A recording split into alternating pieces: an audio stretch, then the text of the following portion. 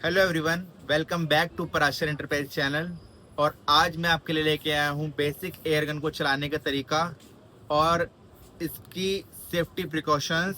से बेसिक तरीके लोग ले लेते हैं, कईयों को ये छोटी बैरल की वजह से थोड़ा दम ज़्यादा लगता है, बच्चे होते हैं, लेडीज होती है, लोड नहीं होता। उसमें सबसे बेस्ट तरीका बता रहा हूँ इसको लोड करने का, जिससे कम से कम पतले से पतले बंदे और कम जान वाले जैसे ही बंदा हो उससे आराम से लोड हो जाएगा। ठीक है, इसके लिए ताकत नहीं, इसके लिए टेक्निक चाहिए। ठीक है, सबसे पहली चीज, एक यहाँ पे हल्का झटका मारना है टक करके। ठीक है, तो लोग नॉर्मल दम लगा रहे होते हैं, दम नहीं लगाना, हल्का से झटका मारना है।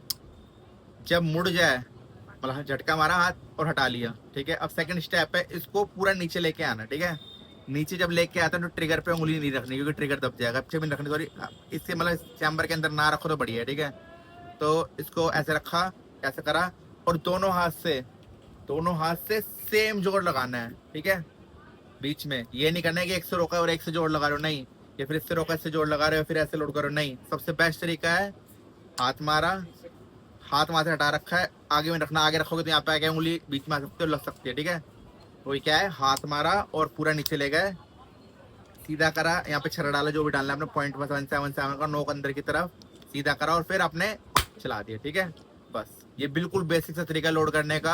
आपको मैं 4 बातें बताता हूँ, इसको प्रिकॉशंस क्या क्या रखने हैं। पहली, ऐसे जब मुड़ा हो तो ऐसे में ट्रिगर नहीं दबाते। अब मैं अपनी गन, हो सकता है खराब हो जाए, पंगे ले रहा हूँ, ऐसे में चलाओगे ना तो ऐसे एकदम चल जाती है, और अगर ऐसे में चल गई तो अंदर इसके एक पार्ट होता है, वो टूट सकता है।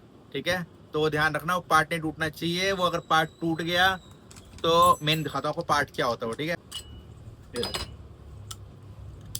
ये जो मेटल का पार्ट है ना, जब अगर मैं इसको ऐसे हाफ में ट्रिगर दबा दूंगा ना, सीधा जाएगा और यहाँ से ये वाला पार्ट टूट सकता है। ठीक है, तो कभी भी हाफ में ट्रिगर नहीं दबाना। दूसरी चीज, बिना छर डाले सीधा करके खाली ज्यादा नहीं चलानी। अगर आप एम्प्टी फायर या ड्राई फायर करोगे तो उससे रेंज कम होती है। तीसरी चीज, गन को आपने एक बार लोड कर दिया तो उसको छोड़ना नहीं है, क्योंकि यहाँ पे जो स्प्रिंग होता है वो दब जाता है, और अगर वो दबा का दबा रहेगा बहुत लंबे समय तक, उसकी पावर खत्म हो जाएगी।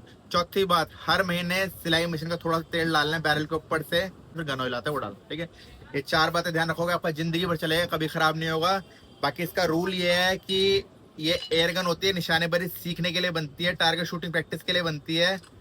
इसके लिए इंडिया में आर्म्स एक्ट 2016 के अंतर्गत लाइसेंस की कोई जरूरत नहीं है, कोई भी ले सकता है। निशानेबाजी सीखने के लिए होती है, 18 साल से एज ऊपर होनी चाहिए। अगर आपको ये गन पसंद आई हो और ऐसी ही कोई गन आप देखना चाहते हो तो हमारी ऊपर वेबसाइट मेंशन है, हमारी वेबसाइट से ऑर्डर कर सकते हैं। हमारी 2 दुकानें, एक चांदनी चौक, एक तिलक नगर, आप हमारी शॉप से अभी आके मंगा सकते हैं। Thank you. हम सिर्फ 0.177 और 4.5 mm कैलिबर की एयरगन्स में डील करते हैं।